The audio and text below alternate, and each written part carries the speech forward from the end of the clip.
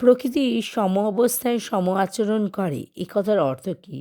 প্রকৃতি সম অবস্থায় সম আচরণ করে এ কথার অর্থ হলো একই অবস্থায় প্রকৃতি আচরণ একই রূপ হবে। লৌকিক আরোহ বা অবৈজ্ঞানিক অনুমানের একটি উদাহরণ দাও। অভিজ্ঞতার সাহায্যে আমরা আজ পর্যন্ত যত রাজহাঁস দেখেছি তাদের সবকটি সাদা। ব্র্যাকেটের মধ্যে লিখবে, আজ পর্যন্ত অন্য কোনো রঙের রাজহাঁস দেখিনি। সুতরাং সকল রাজহাঁস হয় সাদা। পরের প্রশ্ন, আরোহ অনুমানের সমস্যার সমাধানের উপায় কী?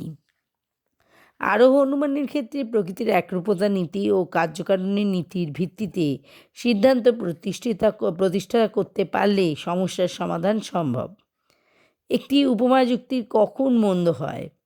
কোনো উপমা যুক্তিতে দুটি বিষয়ের সাদৃশ্য আকস্মিক, বাহ্যিক ও অপ্রাসঙ্গিক ও কম গুরুত্বপূর্ণ হলে এবং তারই ভিত্তিতে সিদ্ধান্ত গ্রহণ করা হলে উপমা যুক্তি মন্দ হয়।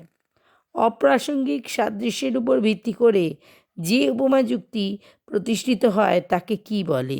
তাকে মন্দ উপমা যুক্তি বলে। লৌকিক আরোহ অনুমানকে অবৈজ্ঞানিক আরোহ অনুমান বলা হয় কেন? কারণ এই জাতীয় অনুমানের সিদ্ধান্তটি কার্যকারণ নীতির উপর প্রতিষ্ঠিত নয়। এক্ষেত্রে কেবল অবাধ অভিজ্ঞতার উপর ভিত্তি করে সিদ্ধান্ত প্রতিষ্ঠা করা হয়। তাই লৌকিক আরোহ অনুমানকে অবৈজ্ঞানিক আরোহ অনুমান বলে। বহু কারণবাদের সমর্থকেরা কারণকে কোন অর্থে গ্রহণ করেন? পর্যাপ্ত সত্য অর্থে গ্রহণ করেছেন। কারণকে পর্যাপ্ত অর্থে গ্রহণ করলে কি অসুবিধা হয়?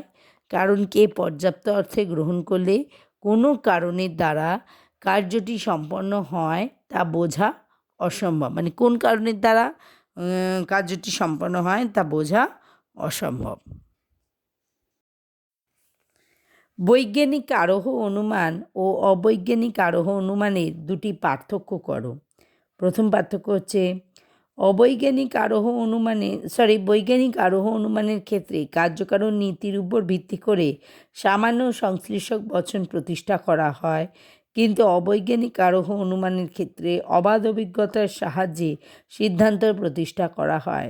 2 নম্বর পার্থক্য হচ্ছে বৈজ্ঞানিক আরোহ অনুমানের ক্ষেত্রে সদর্থক ও অনর্থক দৃষ্টান্ত পর্যবেক্ষণ করা হয়, কিন্তু অবৈজ্ঞানিক আরোহ অনুমানের ক্ষেত্রে কেবলমাত্র সদর্থক দৃষ্টান্তের পর্যবেক্ষণ করা হয়। কোন অনুমানকে শিশুসুলভ অনুমান বলা হয়? অবৈজ্ঞানিক আরোহ অনুমানকে শিশুসুলভ অনুমান বলা হয়। বৈজ্ঞানিক আরোহ অনুমানের সিদ্ধান্ত কীরূপ বচন? সামান্য সংশ্লেষক বচন বৈজ্ঞানিক আরোহ অনুমানের সিদ্ধান্তটি। আচ্ছা, একটি সার্বিক সংশ্লেষক বচনের উদাহরণ দাও, অথবা বৈজ্ঞানিক আরোহ অনুমানের একটি উদাহরণ দাও। যে কোনো একটা প্রশ্ন আসবে। রাম মানুষ ও মরণশীল, শ্যাম মানুষ ও মরণশীল, যদু মানুষ ও মরণশীল, মধু মানুষ ও মরণশীল। মরণশীল নয় এমন মানুষ আমরা অভিজ্ঞতায় পাইনি, সুতরাং সকল মানুষ হয় মরণশীল। বৈজ্ঞানিক আরোহ অনুমান কাকে বলে? প্রকৃতির একরূপতা নীতি ও কার্যকারণ নিয়মের ভিত্তিতে কয়েকটি বিশেষ বস্তু বা ঘটনাকে পর্যবেক্ষণ ও পরীক্ষণ করে সামান্য সংশ্লেষক বচন প্রতিষ্ঠিত করার নামই হলো বৈজ্ঞানিক আরোহ অনুমান। তাৎপর্য অনুযায়ী বচন কত প্রকার ও কী কী? তাৎপর্য অনুযায়ী বচন 2 প্রকার, বিশ্লেষক বচন ও সংশ্লেষক বচন। প্রকৃতির একরূপতা নীতি কী? অথবা প্রশ্নটা আসতে পারে, প্রকৃতির একরূপতা নীতি কাকে বলে? একই উত্তর। প্রকৃতির একরূপতা নীতি বলতে বোঝায় প্রকৃতির সম অবস্থায় সম আচরণ করে। কার্যকারণ নিয়ম কাকে বলে?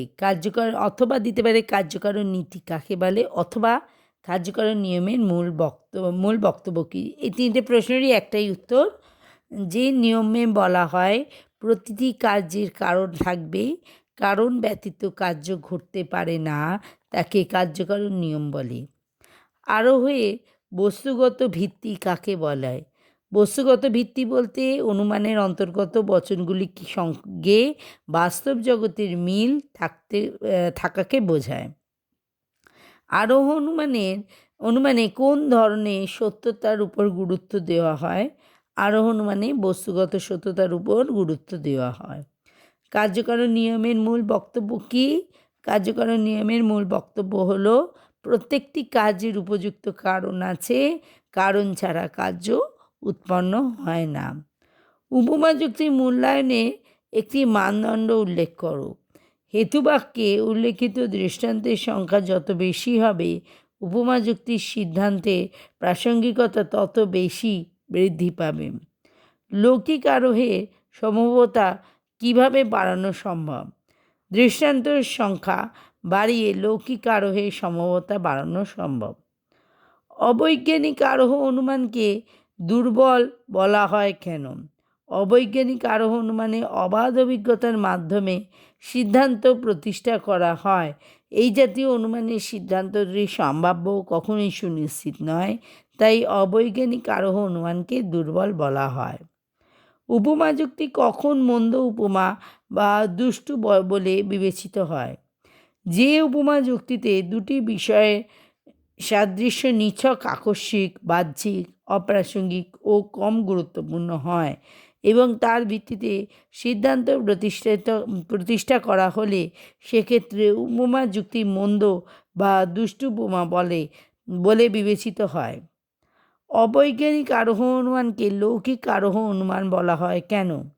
অবৈজ্ঞানিক আরোহ অনুমানে সাধারণত মানুষের মতো কার্যকারণ সম্পর্ক নির্ণয় না করেই অবাধ অভিজ্ঞতার উপর ভিত্তি করে সিদ্ধান্ত গ্রহণ করা হয়।